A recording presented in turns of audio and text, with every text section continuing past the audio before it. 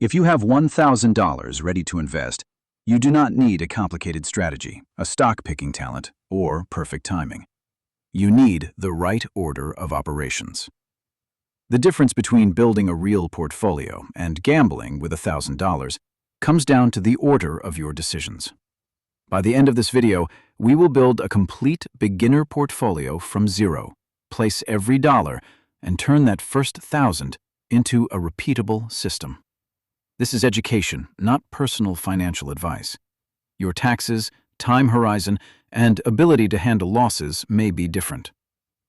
Before opening a brokerage app, ask one uncomfortable question. Could you leave this money invested if your car needed repairs next month? FINRA suggests building an emergency fund covering roughly 3 to 6 months of expenses. That cash belongs in an accessible, FDIC-insured deposit account, not in stocks. The FDIC generally insures eligible deposits up to $250,000 per depositor, per insured bank, per ownership category. Investments are not FDIC-insured. Also look at expensive debt. If a credit card is charging 20%, paying it down produces a guaranteed saving that a diversified portfolio cannot promise. The green light is simple. Emergency cash is available, high-interest debt is controlled, and this $1,000 is for a long-term goal. The investment is what you own. The account is the tax wrapper around it. If your employer offers a 401k match, start there. A match is part of your compensation, and skipping it can mean leaving money on the table. For 2026, the employee contribution limit for most 401k plans is $24,500. You do not need to reach it. First, understand the plan and capture the available match if you can. For money outside work, a Roth IRA can be powerful when you have earned income and meet the rules. Qualified retirement withdrawals can be tax-free. The 2026 IRA contribution limit is $7,500, although eligibility depends on your situation. A regular taxable brokerage account is more flexible. There is no retirement age rule for accessing the money, but dividends and realized gains can create taxes. The best account is the one that fits the purpose. Retirement money may favor retirement accounts, while a flexible long-term goal may favor a brokerage account. Check the IRS rules or a qualified tax professional when unsure. Look for a regulated U.S. brokerage with low costs, automatic investing, fractional shares, clear disclosures, and strong security controls.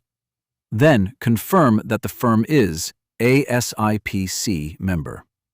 SIPC can protect securities and certain cash at a failed member brokerage up to $500,000, including a limit of $250,000 for cash. But SIPC does not protect you from normal market losses. If your investments fall, that is investment risk, not brokerage failure. Turn on multi-factor authentication and use a unique password. Security is part of investing. Your time horizon determines how much volatility you can reasonably accept. Money needed soon should not depend on the market being up that day. Long-term money has more recovery time, but even a diversified portfolio can fall sharply. For a beginner with a long horizon and the ability to tolerate large temporary losses, here is one educational example. 90% stocks and 10% bonds. That is not universal. A cautious investor may need more bonds and cash. The correct allocation is one you can hold through a bad year without panic selling. Here is the simple 3-fund version. Put $700 into a total U.S. stock market index fund, spreading the money across thousands of American companies. Put $200 into a total international stock market index fund. America is not the entire world.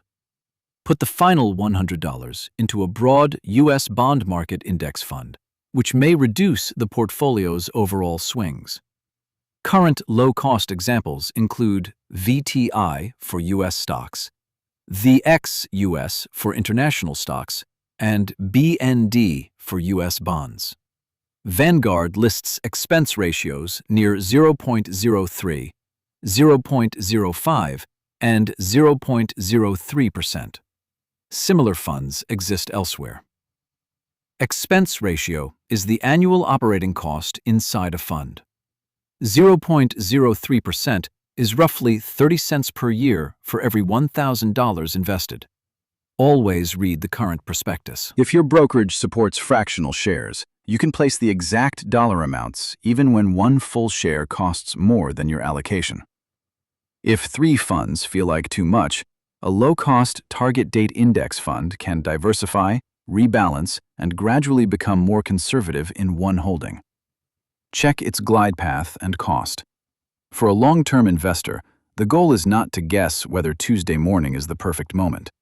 Select the fund, choose the dollar amount, confirm the ticker, account, order type, and fees, then submit. Then verify that the money is invested. A common beginner mistake is transferring cash into a Roth IRA and assuming the job is finished. Cash inside an investment account may remain cash until you actually buy an investment. You can invest at once or use scheduled purchases. Investor.gov defines dollar cost averaging as investing equal portions at regular intervals regardless of market moves. Its behavioral win is consistency, not guaranteed higher returns. The first 1,000 starts the account. Repeated contributions build the portfolio. Imagine adding $50 every week and earning a hypothetical 6% annual return after costs. With the first 1,000 included, the balance would be roughly $37,000 after 10 years, $103,000 after 20 years, and $224,000 after 30 years. Those numbers are illustrations, not forecasts. Returns are uneven, taxes and inflation matter, and losses are possible. The habit can become more valuable than the opening deposit. Automate the transfer for the day after payday. Direct new contributions toward whichever part of the portfolio is below its target. Then review the allocation once or twice a year instead of checking prices 10 times a day. First, do not turn the entire 1,000 into one exciting stock. That is concentration, not diversification. Second, do not buy several funds that secretly own the same companies. More tickers do not always mean more diversification. Third, do not chase the fund with the best recent return. Past performance does not tell you what will lead next year. Fourth, do not ignore taxes, trading costs, expense ratios, or account fees. Every recurring cost reduces what remains invested. And fifth, do not sell simply because the market becomes frightening. If a normal decline makes the plan impossible to hold, the original allocation was probably too aggressive. So here is the complete first $1,000 system. Protect your emergency cash. Control high-interest debt. Choose the account before the investment. Use a regulated SIPC member brokerage. Match the allocation to your time horizon. Buy broad, low-cost index funds. Then automate the next contribution. The sample portfolio was $700 in the total U.S. market, $200 in international stocks, and $100 in broad U.S. bonds. You can adjust the risk or use a target date index fund, but keep the process simple enough to repeat. Your first portfolio does not need to be impressive. It needs to be diversified, low-cost, secure, and boring enough to survive your emotions. That is how $1,000 becomes the beginning of a plan instead of the price of a guess.